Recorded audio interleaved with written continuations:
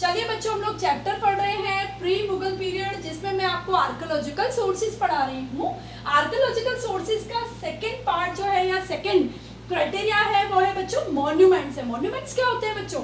पुराने जो historical buildings होते हैं वो सारे बिल्डिंग्स बच्चों मॉन्यूमेंट्स कहलाते हैं। ठीक है, जिसमें हम लोग बात करें क्या एग्जांपल हो सकते हैं? टेम्पल्स हो सकते हैं, मॉस्क्यूज हो सकती हैं, फोर्ट्स हो सकते हैं, किले हो सकते हैं, पैलेसेस हो सकते हैं। तो ये सब बच्चों मॉन्यूमेंट्स में आते हैं। जैसे हम लोग राजस्थान की बात करें तो राजस्थान में बहुत सारे ऐसे किले हैं बच्चों जिनके बारे में यदि हम जानकारी लेते हो तो हमें हिस्ट्री के बारे में बहुत सारी जानकारी मिलेगी, इन्फॉर्मेशन मिलेगी कि हु बिल्ड देम, ठीक है, in how much time they were build, कितने समय में उनका कंस्ट्रक्शन किया गया था।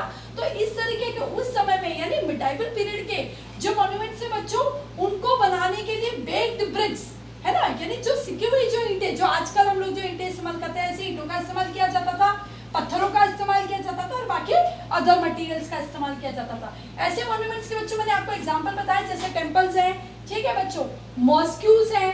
तो ये सारी जो चीजें हैं ये हमें बताती हैं कि राजाओं ने उस वक्त किस आर्किटेक्चर टेक्निक से उनका कंस्ट्रक्शन किया था। लाल किला है बच्चों, ऐसे बहुत सारे राजस्थान में भी बहुत सारे किले हैं जिनको हम देख सकते हैं और हिस्ट्री के बारे में समझ सकते हैं। अब ऐसे जो मॉन्यूमेंट्स है बच्चों, कहीं ना कहीं बहुत सारे मॉन्यूमेंट्स ऐसे हैं जो कि डिस्ट्रॉय हो चुके हैं या जो कि खराब हो चुके हैं या जो खंडित हो चुके हैं। ठीक है, क्या कारण रहे उनके डिस्ट्रॉय होने के?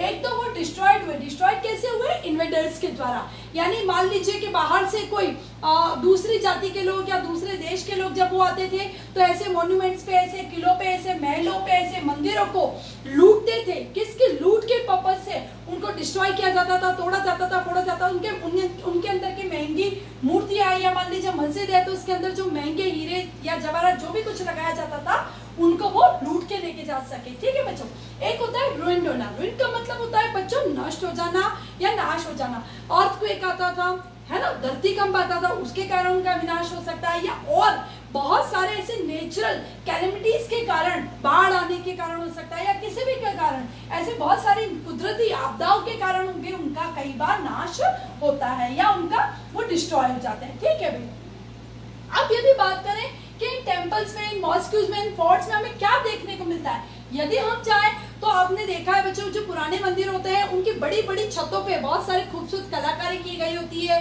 कहीं पे कुछ लिखा हुआ होता है। तो उनमें हमें क्या देखने को मिलता है ऐसे मॉन्यूमेंट्स में? उनमें हमें देखने को मिलता है इंस्क्रिप्शन, जो कि मैं आगे आपको एक्सप्लेन कर चुकी हूँ, पेंटिंग्स देखने को मिलती है, बहुत सारे स्टेच्यूज देखने को मिलते हैं, ठीक है, बहुत बारीक नक्काशी या कार्विंग जो होती है हमें वो देखने को मिलती है। तो ये सारी चीजें हमें उस वक्त के आर्ट और आर्किटेक्चर के बारे में भी, लैंग्वेज के बारे में बताती है। ठीक है बच्चों, इन सारी चीजों के बारे में। अब नेक्स्ट अपना आर्कियोलॉजिकल सोर्सेज की बात करें तो उसका पार्ट है कॉइन्स। कॉइन्स यानी सिक्के, जो बच्चों आज भी हम इस्तेमाल करते हैं। ठीक है, कॉइन्स से हमें कैसे पता चलता था और क्या होता था कॉइन्स में? Coins contained a portrait of king, short slogan. एक पार्ट में सिक्के की एक तरफ अधिकतर सारे कॉइन्स में 18वीं सदी या मिडाइवल पीरियड के बच्चों राजा की चित्र जो होता था वो हमें नजर आता था, और दूसरी तरफ शॉर्ट स्लोगन, जैसे अभी हम लोग देखते हैं कि कई कॉइन पे सत्यमेव जयते या नोट में भी लिखा होता है, तो इस तरीके के जो शॉर्ट स्लोगन्स होते थे, छोटे छोटे स्लोगन्स होते थे, वो हमें देखने को मिलते थे।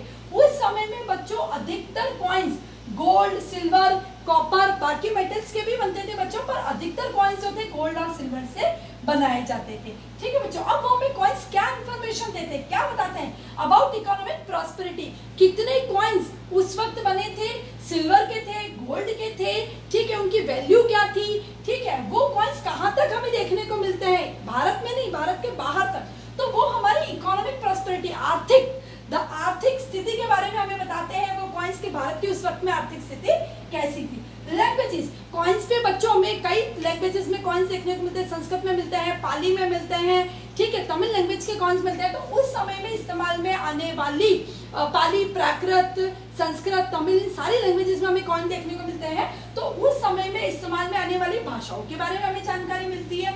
इसके बाद हम बात करें सोशल एंड रिलीजियस लाइफ, लोगों का सामाजिक जीवन कैसा था, किस प्रकार के लोग थे, किस प्रकार की उनकी आर्थिक स्थिति थी, और प्लस के रिलीजियस, बहुत सारे कॉइन ऐसे थे बच्चों जिसके ऊपर किसी पर्टिकुलर धर्म को लेके किसी जो धर्मावलंबी जो होते थे या मान लो धर्म के कोई गुरु होते थे उनकी कोई पिक्चर थी या उसके बारे में कुछ लिखा हुआ होता था, तो रिलीजियस लाइफ के बारे में भी लोगों के पता चलता है। अब बात करें बच्चों, बहुत इंपॉर्टेंट जानकारी है, जो आज हम लोग जो कॉइन इस्तेमाल करते हैं जिसको हम रुपी कहते हैं बच्चों, 1 रुपी 2 रुपी करते हैं ना, आप लोग भी कॉइन्स लेते हैं, कभी कोई बाजार भी जाते हैं कॉइन्स को लेके या चीज लेने के लिए। तो जो रुपी जो है बच्चों वो इंट्रोड्यूस किया गया था, यानी कॉइन को रुपी नाम देना, 1 रुपी 2 रुपी जो था वो इंट्रोड्यूस किया था शेरशाह सूरी जो थे, शेरशाह सूरी जो थे, इन्होंने कॉइन को रुपी नाम से इंट्रोड्यूस किया था। ठीक है बच्चों, तो आज हमें एक बहुत महत्वपूर्ण जानकारी भी ये मिली कि हमारा जो रुपी है वो किसके द्वारा इंट्रोड्यूस किया गया था बच्चों, शेरशाह सूरी के द्वारा कॉइन को रुपी नाम देके इंट्रोड्यूस किया गया था। ठीक है बच्चों, अभी मैंने आपको पढ़ाया मॉन्यूमेंट्स के बारे में और कॉइन्स के बारे में, जो कि आर्कियोलॉजिकल सोर्सेज के 2 पार्ट हैं। ठीक है बच्चों, आप इन सारी चीजों को नोट डाउन कीजिए और इसको रिवाइज भी करेंगे, और यदि आपको कोई क्वेरी है या आपको कुछ नहीं समझ में आता है तो आप क्वेश्चन भी पुट ऑन कर सकते हैं। Thank you very much.